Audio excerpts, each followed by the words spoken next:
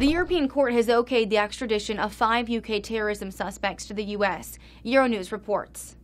The European Court of Human Rights has decided it is lawful for controversial Muslim cleric Abu Hamza al-Masri to be extradited to the United States from Britain. Abu Hamza is the highest-profile suspect awaiting extradition.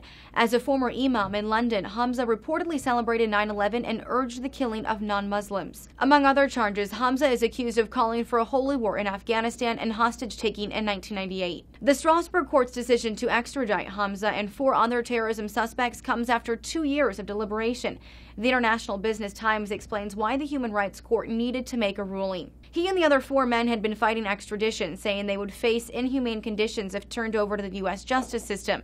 Specifically, their likely detention at a supermax federal prison in Colorado that houses terrorism suspects before trial. A reporter for CNN says the court found the claims about inhumane conditions unfounded. In fact, he adds, actually, these jails in the U.S. offer better facilities than many European jails, including newspapers, books, craft items, educational programming, and so on. So they've lost that. After their extradition, the suspects will face trial in the U.S. instead of the U.K. And that is exactly what they hoped to avoid.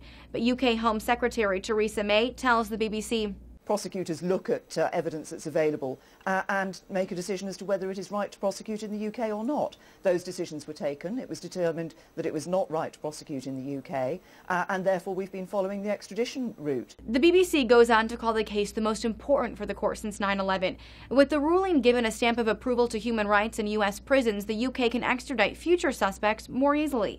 The LA Times says if the ruling had gone the other way, it would have been tantamount to a denunciation of the American judicial and correction system and could have dealt a blow to anti-terrorism cooperation across the Atlantic. The suspects now have 3 months to appeal the decision of the European Court, but they'll likely be deported shortly after.